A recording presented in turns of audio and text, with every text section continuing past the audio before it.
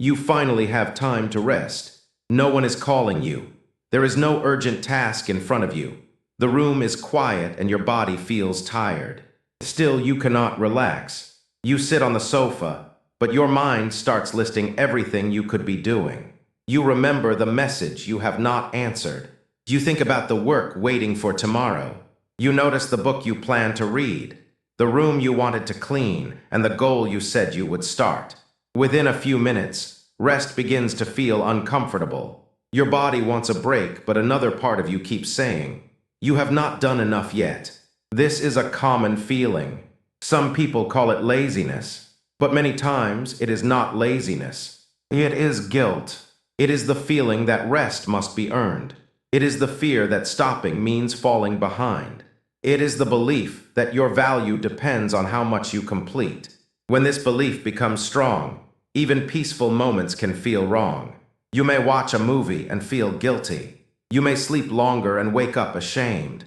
You may take one day off and spend the whole day thinking about work. You are resting on the outside, but inside you are still working. That kind of rest does not restore you. It only pauses your movement while pressure continues in your mind. The strange part is that this pressure can make you less productive. You work without enough recovery. Your focus becomes weak. Small tasks take longer. You make more mistakes. Then you blame yourself and push harder. The cycle continues. This audiobook is about that cycle. We will look at why rest feels uncomfortable, how productivity becomes connected to self-worth, and why praise, pressure, comparison, and technology can make quiet time feel wasteful. We will also talk about the difference between real laziness and real exhaustion. Most importantly, you will learn how to rest without feeling that you are failing. Rest is not the opposite of progress. It is one of the conditions that makes progress possible. Your mind needs time to settle. Your body needs time to recover. Your attention needs space. You do not become stronger by using every part of yourself without pause. You become stronger by learning when to work, when to stop, and how to return with energy. You do not need to earn every breath. You do not need to prove your value through constant movement. You are allowed to rest before everything is finished, because everything will never be finished. There will always be another message, another task, another goal, another reason to keep going. If you wait until life is completely done before you rest, rest will never come. The goal is not to stop caring about achievement. The goal is to stop using achievement as the only way to respect yourself. That change begins with one simple question. Why does rest feel wrong? Chapter 1. Why rest feels uncomfortable. Rest should feel simple. You stop working. You sit down. You breathe. But for many people, rest creates tension. The body becomes still, and the mind becomes louder. This happens because activity has become familiar. You may spend most of the day responding to tasks. Wake up, check the phone, travel, study, work, reply, plan, solve, repeat. The mind gets used to movement. When movement stops, there is a sudden empty space. That space can feel uncomfortable. You may not know what to do with yourself when there is nothing urgent. This is especially common in people who stay busy to avoid feelings. During the day, work gives direction. At night or during a day off, quieter emotions appear. You may notice sadness, worry, loneliness, disappointment, or fear. The mind can then create another task because tasks feel easier than emotions. Cleaning the room may feel easier than admitting that you feel lonely. Checking work email may feel easier than thinking about a difficult relationship. Planning next month may feel easier than sitting with uncertainty. Busyness can become emotional protection. This does not mean every busy person is avoiding something. It means constant activity can sometimes prevent deeper feelings from being noticed. Consider a real-life example. A college student studies every evening. One Sunday, there is no exam and no urgent assignment. The student plans to relax. After 20 minutes, discomfort appears. The student opens notes again, even though there is no clear reason to study. Later they say, I just cannot sit doing nothing. The problem may not be a lack of discipline. The problem may be that stillness feels unfamiliar. The student has learned how to work. They have not learned how to rest. Rest can also feel uncomfortable when the mind treats time as something that must always be used well. You may believe every hour should produce a result.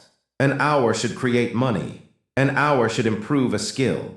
An hour should clean something, complete something, or move you toward a goal. When that belief becomes strict, enjoyment starts looking wasteful. You may take a walk and think, I should listen to a podcast.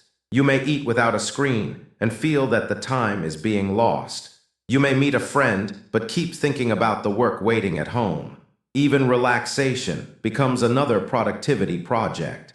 You ask whether the rest was useful. You measure whether it made you more focused. You try to optimize the break. This removes the simple experience of being alive. Not every moment needs to improve you. Some moments are allowed to exist because they feel peaceful, meaningful, or enjoyable. Rest can also bring guilt when other people are working. Imagine that you finish your task early. Your coworker is still busy. You know your work is complete, but leaving feels wrong. You remain at the desk, moving between files and looking active. You are not doing useful work. You are protecting yourself from judgment. The mind says, if I rest while others are working, they may think I am lazy. This shows how social pressure enters rest. You may not be tired only from the work. You may be tired from performing effort. Some families also treat rest as a reward. A child hears phrases like, finish everything first. Why are you sitting? There is always something useful to do. Successful people do not waste time. The child may learn that rest is acceptable only after perfect completion. But life rarely offers perfect completion. There is always one more thing.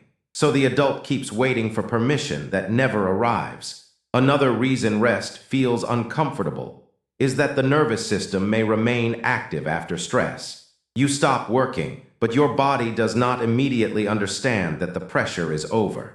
Your shoulders stay tight. Your thoughts move fast. Your breathing remains shallow.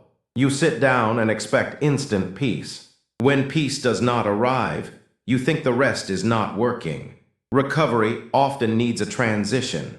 A worker who finishes a stressful day may need a shower, a walk, music, quiet breathing, or 20 minutes without demands before the body settles. The first part of rest may still feel restless. That does not mean rest is useless. It may mean your system is slowly coming down from pressure.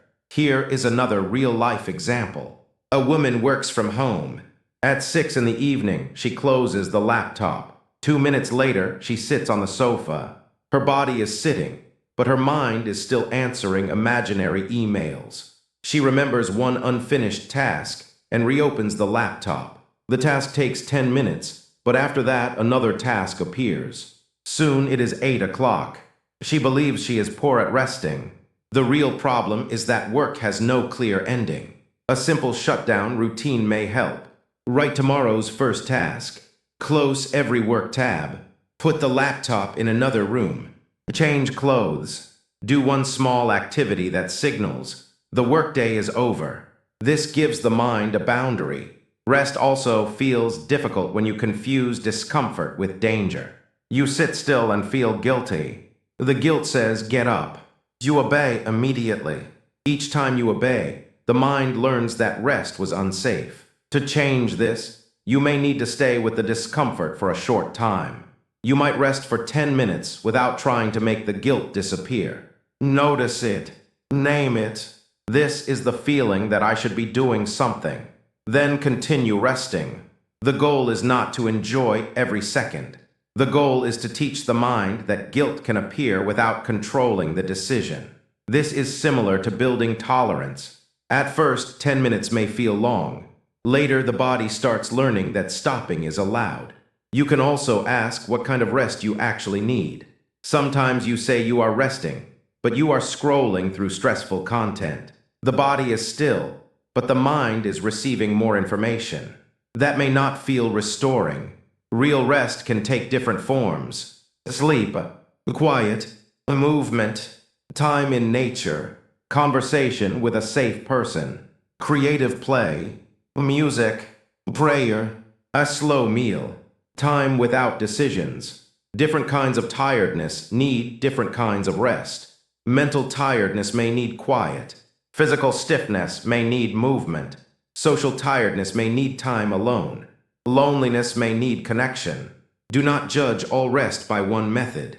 The deeper lesson is simple. Rest feels uncomfortable when your mind has learned that stopping is risky, wasteful, or shameful. That lesson can be changed, not through one perfect holiday, through repeated small moments where you stop, feel the discomfort, and remain safe. Rest becomes easier when it becomes familiar. Chapter 2: When productivity becomes self-worth. Work can give life structure. Achievement can create confidence. Progress can feel meaningful. The problem begins when productivity becomes the main proof that you deserve respect. You stop saying, "I completed something useful." You start feeling, "I am useful only when I complete something." That is a very different belief. When self-worth depends on productivity, an unfinished day can feel like a personal failure. A missed workout becomes, "I have no discipline." A slow study session becomes, "I am not intelligent." A quiet week becomes, "I am falling behind in life." The mind turns performance into identity. This creates pressure because identity feels more serious than one task. Imagine a real-life example. A young employee usually works quickly. One week, the employee feels tired and completes less than normal. The manager does not complain. The work is still acceptable, but the employee feels ashamed. They stay late, not because the work requires it, but because leaving on time feels like proof that they are becoming lazy. At home, they continue thinking about the day. The real issue is not only workload. Their sense of value is connected to being the fast, reliable person. When energy drops, identity feels threatened. This can happen to students too. A student who is praised for high marks may begin believing that success is the main reason people respect them. A lower score then feels larger than one exam. It feels like losing a place in the family, the class, or the future.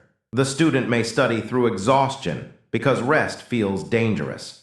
They are not only trying to pass, they are trying to protect their identity. Productivity-based self-worth often uses comparison.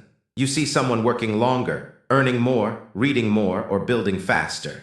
The mind says, they are doing more, so they are more valuable. This is not a fair measurement. People have different responsibilities, health, support, experience, money, energy, and starting points. You rarely see the full situation. Still, the comparison can create urgency. You may spend a whole day working and feel unsuccessful because someone online appears to have done more. This is how enough disappears. No matter what you complete, the standard moves. There is always another person ahead. There is always another goal. There is always another level of performance. If worth depends on achievement, you can never fully arrive. Even success becomes difficult to enjoy. You finish one goal and immediately think about the next. Someone praises your result, but you know another area is still incomplete. You receive good news and allow yourself only a few minutes of happiness before returning to work. This is not ambition. It is a lack of emotional permission to stop. Ambition can say, "I want to grow." Productivity-based worth says, "I must grow or I am nothing." One creates direction. The other creates fear. The difference can be difficult to notice because both people may work hard. The inner experience reveals the truth. Do you work because the goal matters, or because slowing down makes you feel ashamed? Can you feel proud before the next goal begins? Can you make one mistake without attacking your whole identity? Can you rest without believing you have lost your value? These questions show whether achievement is serving your life or controlling it. Here is another real-life example. A small business owner receives praise for being hardworking. Friends say, "You never stop." At first, the comment feels good. Over time, never stopping becomes part of the owner's identity. They answer messages late at night. They work through weekends. They feel uncomfortable taking a holiday because customers may think they are less committed. Eventually, their energy becomes low and decisions become worse. But resting feels like losing the quality everyone admired. The praise has become a trap. This does not mean praise is bad. It means identity needs more than one foundation. You are not only a worker. You may also be a friend, family member, learner, neighbor, creator, athlete, listener, or person who enjoys simple things. A healthy identity has several parts. If one area becomes difficult, the whole self does not collapse. You can begin separating worth from output through language.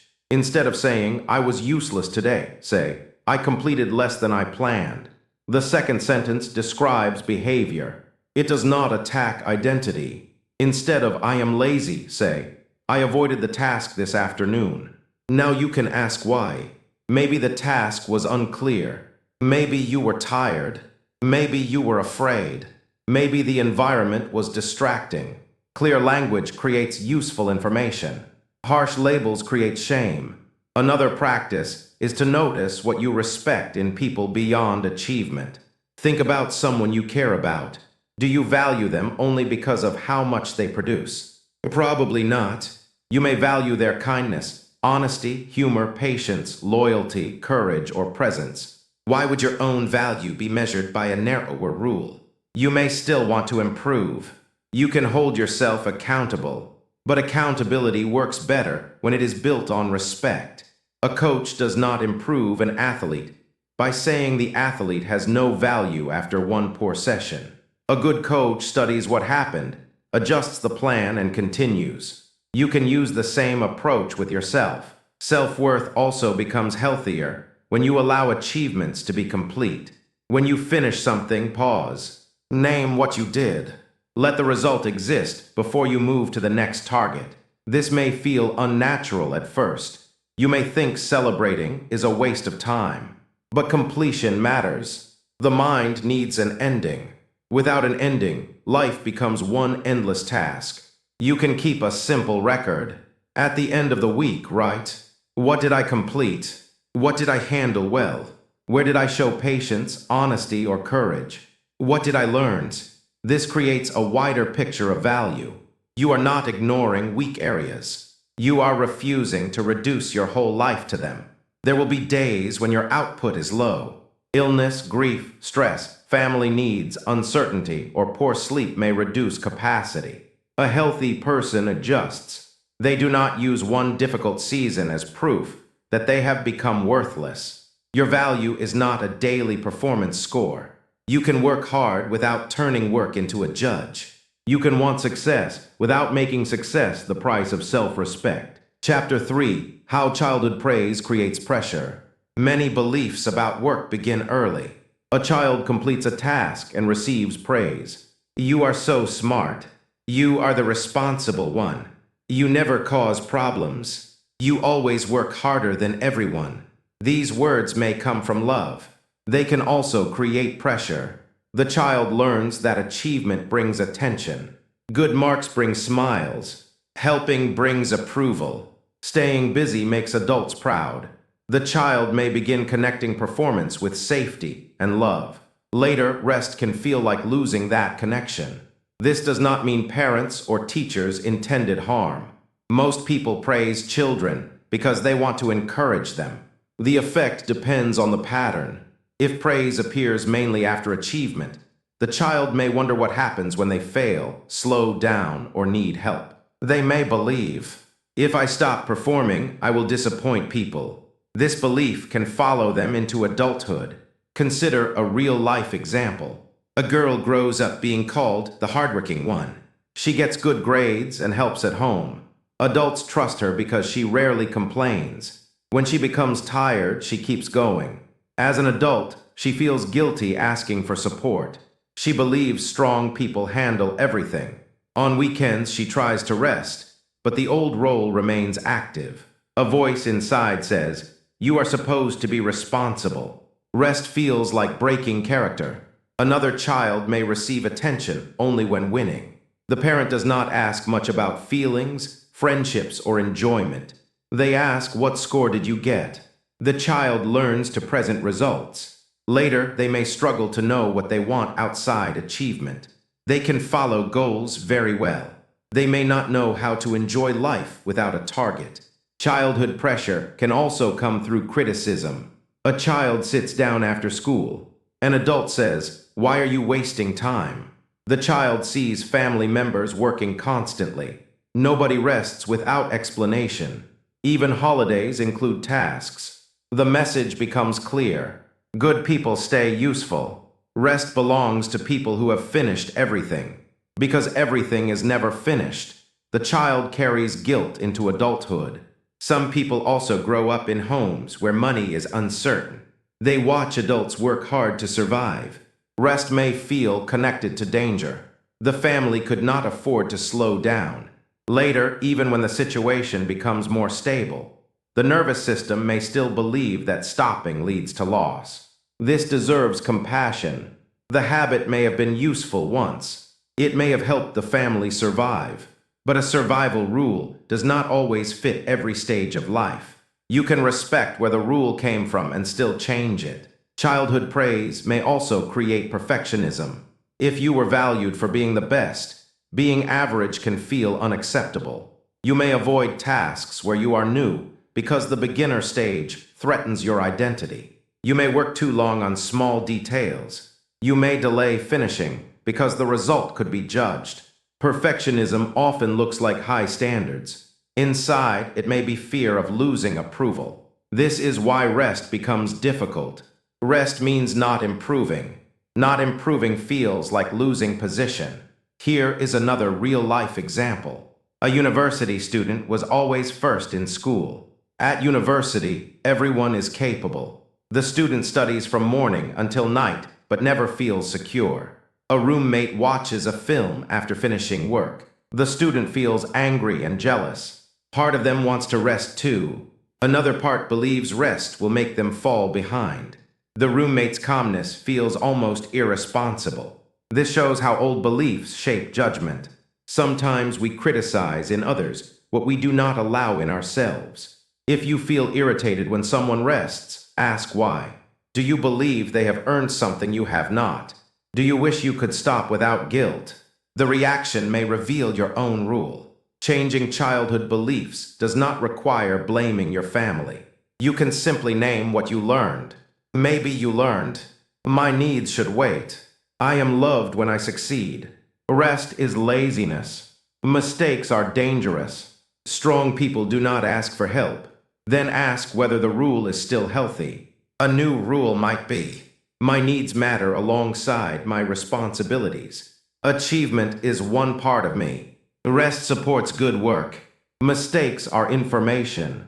Strong people use support.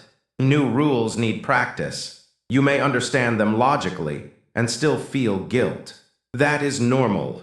The old belief has been repeated for years. One new sentence will not remove it immediately.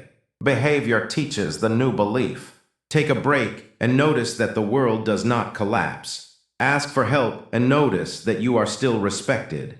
Complete a task at a good enough level and notice that life continues. Choose sleep instead of one more hour of work and notice that tomorrow becomes easier. These experiences update the nervous system. It can also help to change how you praise yourself. Do not praise only results. Notice effort, honesty, flexibility, learning, and recovery. For example, I returned after a difficult week. I asked a useful question. I stopped before exhaustion became worse. I changed the plan when it was not working. This creates a broader idea of success. If you are a parent, teacher, or mentor, you can offer this to others too. Ask how the person felt. Notice kindness. Praise problem solving, not only winning. Show that rest and enjoyment belong in a healthy life. A child should not need to perform every day to feel accepted. Neither should an adult. You may have been praised for carrying too much. You are allowed to put some of it down. Chapter 4, Laziness or Real Exhaustion. People often call themselves lazy too quickly. They feel tired, avoid a task, or want to lie down. The label arrives immediately. I am lazy. But tiredness and laziness are not the same.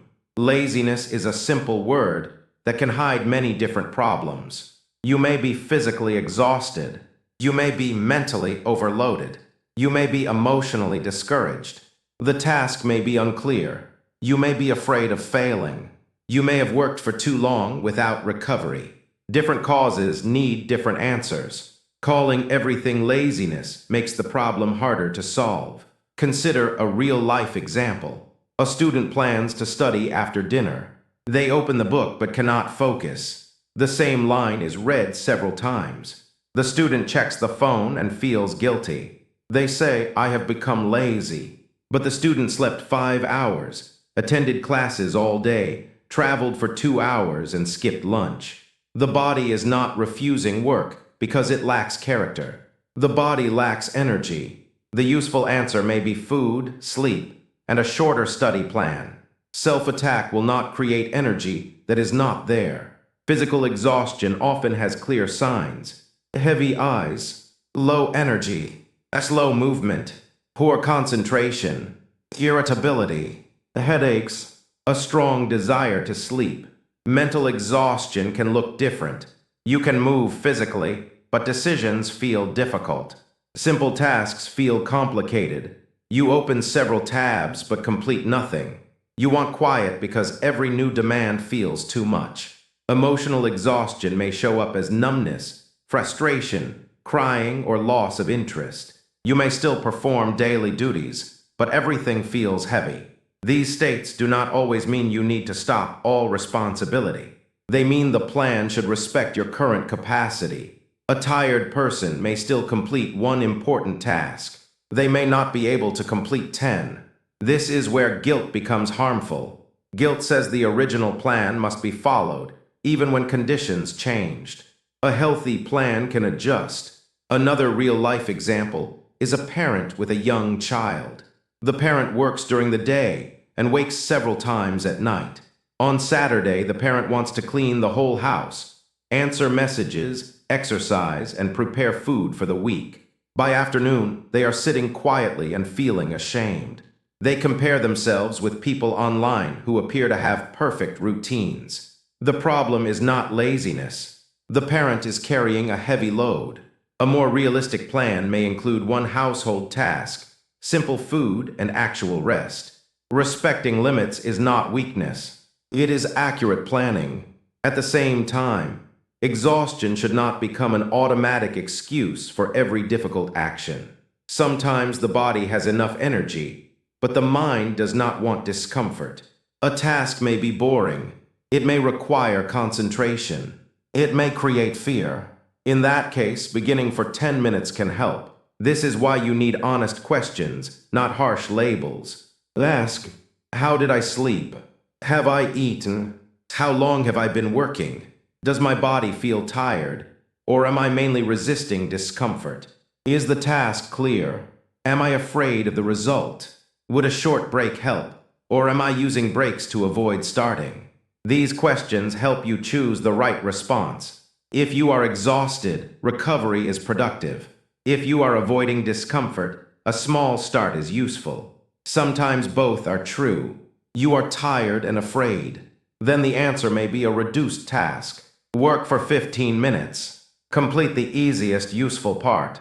Stop at a planned time. This keeps the habit alive without ignoring the body. The idea of minimum effort can help on difficult days. Decide the smallest version of the habit that still counts. A normal workout may be 40 minutes. The minimum may be a 10-minute walk. A normal study session may be 2 hours. The minimum may be reviewing one topic. A normal writing target may be 1,000 words. The minimum may be 1 paragraph. The minimum is not the permanent goal. It protects consistency when capacity is low. Rest becomes guilt-free when it is part of the plan. You know what the minimum is. You complete it when possible. Then you stop without spending the evening in self-attack. Another difference between laziness and exhaustion is recovery. When a person is truly tired, useful rest often improves energy. After sleep, food, quiet, or time away, the person feels more able to act. When the problem is avoidance, rest may not change the resistance. You may rest for hours and still not want to begin, because the task remains unclear or frightening. Then the next step is not more rest. It is reducing the task, clarifying it, or facing the fear. For example, someone avoids writing an important email. They spend the evening resting but still feel tension. The task is not physically demanding. The fear is emotional. They worry about rejection. A useful approach is to write a rough version without sending it. Now the task becomes smaller. The person is not lazy. They are avoiding a painful possibility. Naming the real problem allows action. You should also notice whether your environment drains energy. Constant notifications, noise, poor sleep conditions, a chair that creates pain, too many open tasks, people interrupting every few minutes. A person may think they have no discipline when the environment makes focus very difficult. Improving the environment can reduce the amount of effort needed. Close extra tabs. Put the phone away. Prepare materials before beginning. Use a clear start time. Ask for one uninterrupted period. These are practical changes, not signs of weakness. Long-term exhaustion deserves attention. If tiredness continues even after rest, affects daily life, or comes with low mood, anxiety, physical symptoms, or sleep problems, professional support may be useful. A medical or mental health issue cannot be solved by motivational pressure alone. Seeking help is responsible. You do not need to diagnose yourself through social media or punish yourself for symptoms you do not understand. The main lesson is to become more accurate. Do not ask only, "Am I lazy?" Ask, "What is making action difficult today?" The answer may be rest. The answer may be structure. The answer may be courage. Sometimes it may be help. A good life needs all four. Chapter 5. How comparison makes rest feel wasteful. Rest becomes harder when you can see other people working at every hour. A phone can show you someone waking at 5 in the morning, someone completing a long workout, someone building a business, someone studying for 10 hours, someone traveling while earning money, someone reading 50 books. You see a short part of their life and compare it with your entire day. This creates pressure. You may be resting for a valid reason. Then you see a video saying, "While you sleep, someone else is working." The rest no longer feels peaceful. It feels like losing a race. The problem is that life is not one race with one finish line. People are building different things under different conditions. The person in the video may have a team. They may have money, health, support, or fewer responsibilities. They may also be showing only the productive part. You do not see the rest, the help, the mistakes, or the cost. Comparison removes context. It turns a complex life into one number. Hours worked, money earned, books read, weight lost, followers gained.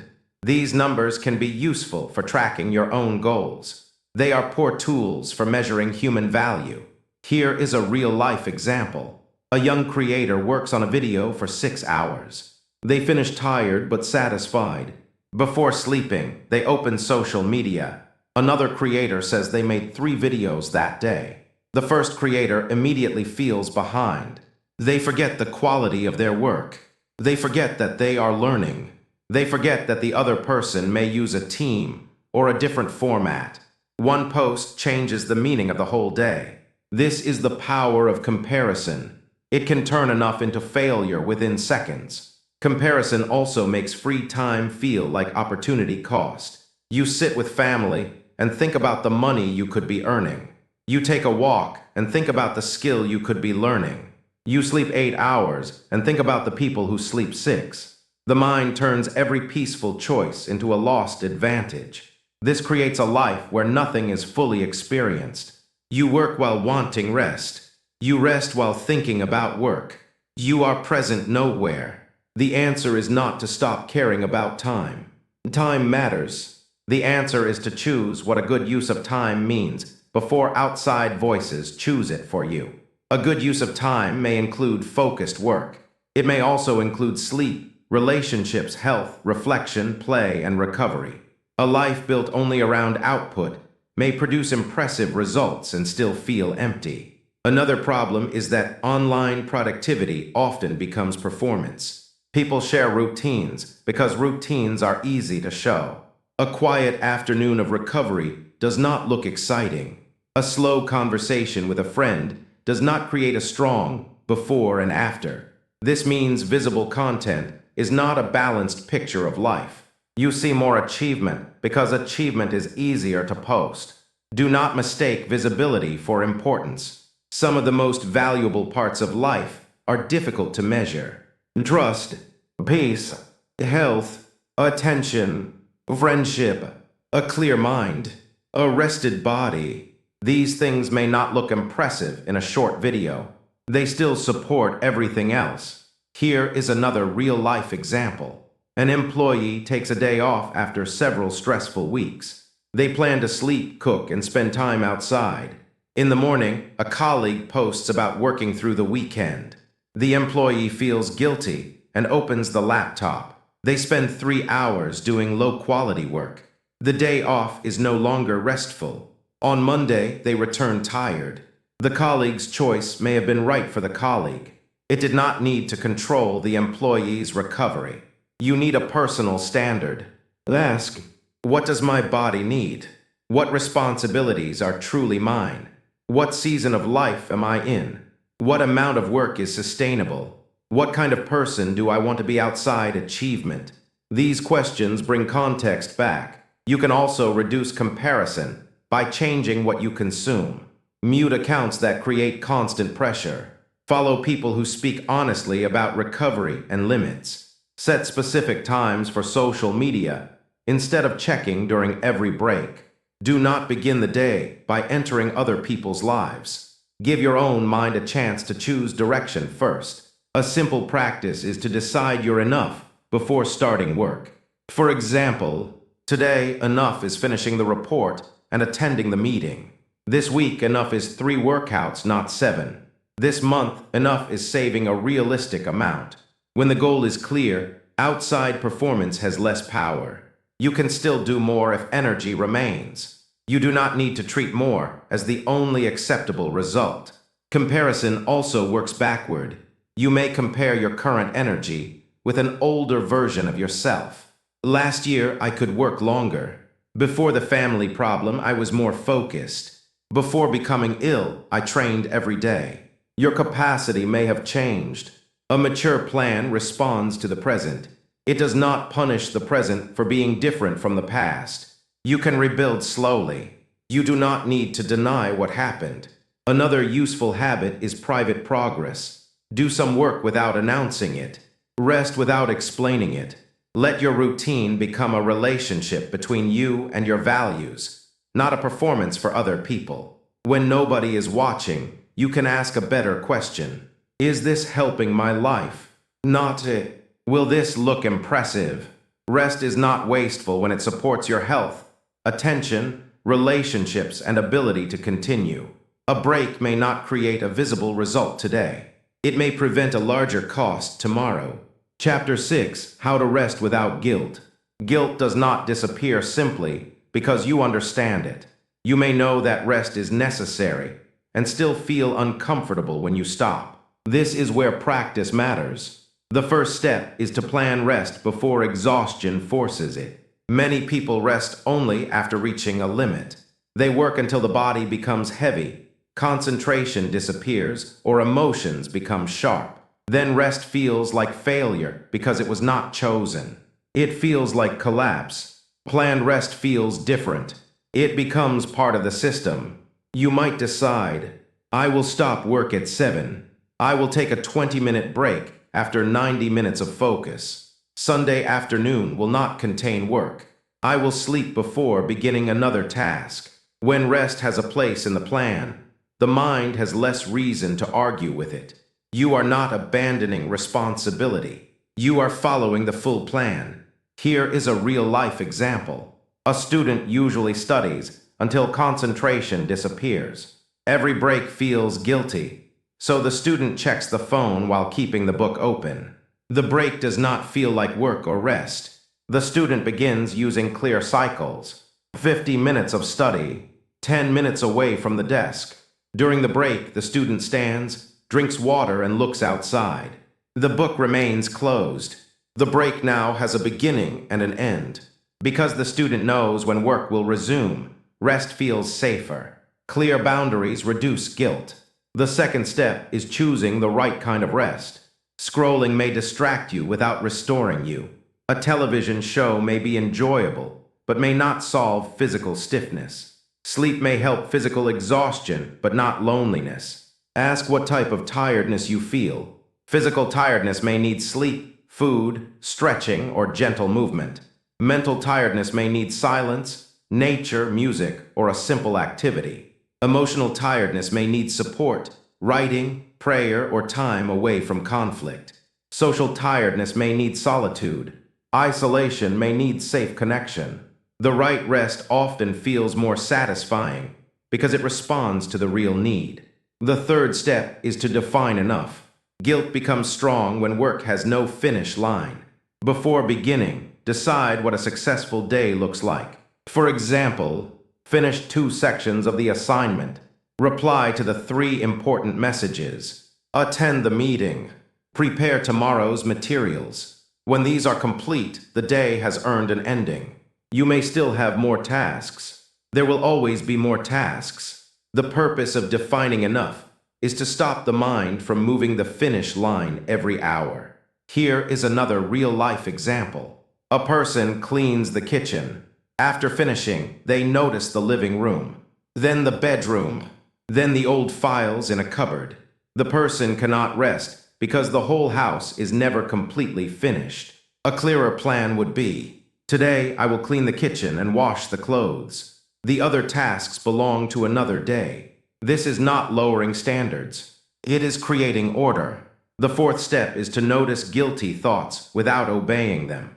You sit down and hear, you should be working. You are wasting time. Other people are doing more. Do not start a long argument. Try a short answer. Rest is part of today's plan. I have done enough for now. This feeling is old pressure, not a new emergency.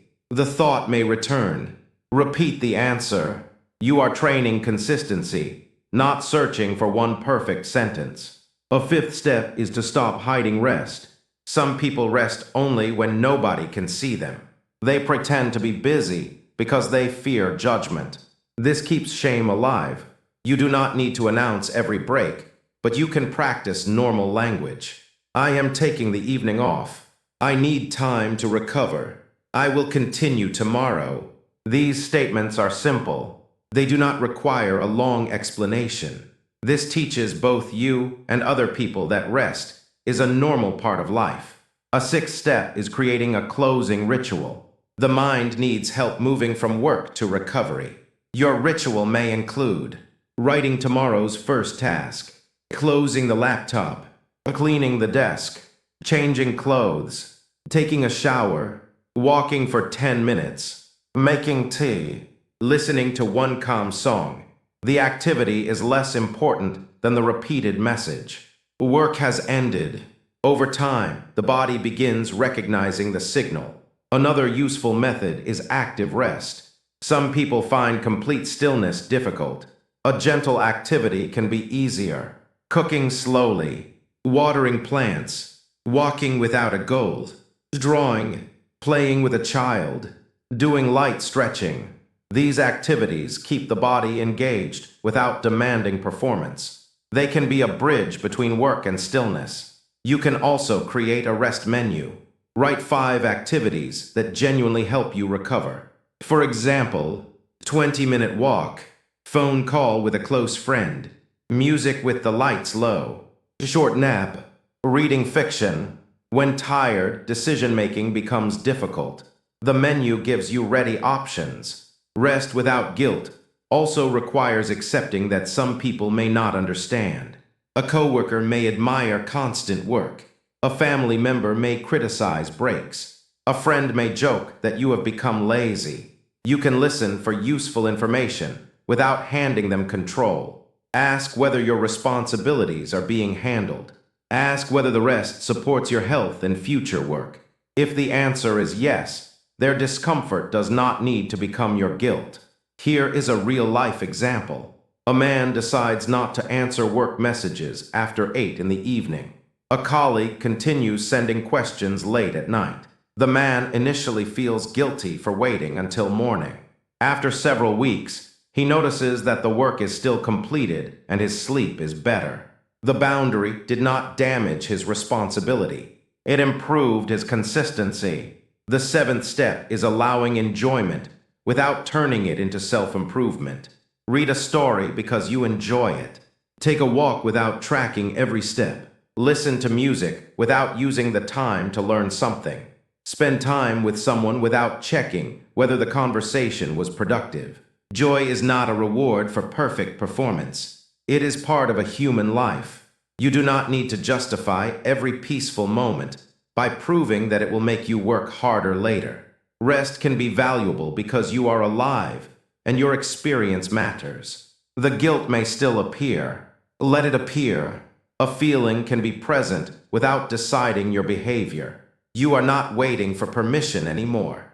You are practicing a healthier rule. Work deserves your attention. Rest deserves it too. Chapter 7. Build a healthier relationship with achievement. The goal is not to stop achieving. Goals can create purpose. Work can build skill, confidence, stability, and freedom. The goal is to make achievement part of life, instead of the owner of life. A healthy relationship with achievement begins with choosing your own definition of success. Without a personal definition, you may follow whatever society, family, or social media praises. More money, more status, more activity, more recognition. These things may matter to you. They may not be enough. Ask what you want achievement to support. Do you want financial safety, time with family, creative freedom, good health, meaningful contribution, a calm home, learning? If the goal destroys the life it was meant to support, the plan needs attention. For example, someone may work for financial freedom. If the work damages health, relationships, and every free hour for many years, the person should ask whether the method still serves the original value. The answer may not be quitting. It may be changing pace, boundaries, or strategy. A healthy relationship with achievement also includes seasons.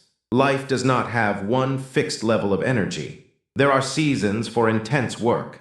There are seasons for recovery. There are seasons for family, health, learning, grief, and rebuilding. Expecting the same output in every season creates unnecessary shame. Here is a real-life example. A woman begins caring for an ill parent. Before this, she worked long hours and exercised regularly. Now her time and emotional energy are different. She keeps comparing the current week with her old routine. She feels as if she is failing everywhere. A healthier view recognizes the season.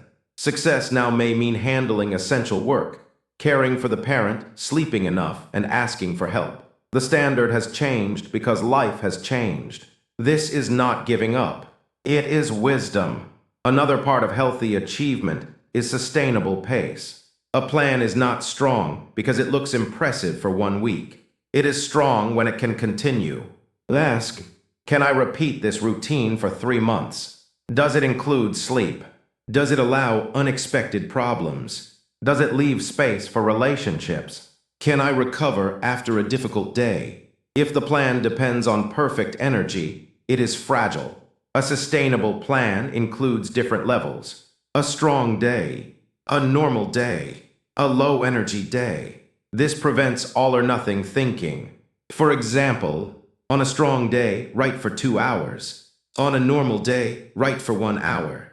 On a difficult day, edit 1 paragraph. The direction remains. The effort changes. Healthy achievement also requires knowing why you are working.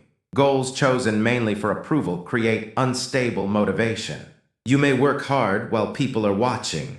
When attention disappears, the goal feels empty. A value-based goal has a deeper reason. You study because you want skill and opportunity. You exercise because you want health and energy. You build a business because you want independence and useful work. You create because the idea matters. Praise can feel good. It is not the entire reason. Another important skill is stopping. Many people know how to begin. They do not know when to end. They continue adjusting, checking, and improving. A task that needed 2 hours takes 5. The extra time may add little value. Perfectionism hides inside just one more change. Decide what good enough means before the task begins. For a draft, good enough may mean clear and complete. For a workout, it may mean following the plan without needing a personal record. For a normal email, it may mean respectful and understandable. Not every task deserves your maximum effort. Save high effort for high-value work. This protects energy. A healthier relationship with achievement also includes failure. If failure means you have no value, you will avoid risk or work without limits. If failure is information, you can learn. Ask, what did the results show? Which part was under my control? What should I change? What should I keep? This makes failure practical. It does not remove disappointment. It prevents disappointment from becoming identity. Here is another real-life example. A person starts a small project. The first launch receives little attention. The person feels embarrassed and wants to quit. An unhealthy response is, "This proves I am not talented." A healthier response is, "The audience did not respond strongly. I need to study the topic, title, presentation, and distribution." The result becomes data. Self-respect remains. Healthy achievement also includes relationships that do not depend on performance. Spend time with people who do not ask you to prove usefulness. People who can sit with you. People who care when you are tired. People who value honesty more than status. These relationships remind you that connection is not a salary for productivity. You also need activities where you are allowed to be average. Play a game. Learn music. Cook. Draw. Walk. Try something without turning it into a competition or business. This can be surprisingly difficult for achievement-focused people. They immediately ask how to improve, measure, or monetize. Practice enjoying the beginner stage. It teaches the mind that not everything needs to produce status. A weekly balance review can help. Ask, what moved my goals forward? What restored my energy? Who received my attention? What did I enjoy? What needs to change next week? This review treats work and life as one system. Achievement is not successful if every other part becomes empty. Finally, practice a wider sentence about yourself. Do not say only, "I am productive." Say, "I'm a person who works, rests, learns, cares, and changes." That identity has room. It can survive a slow day. It can survive illness. It can survive failure. It can also support real success because it does not destroy itself while trying to grow.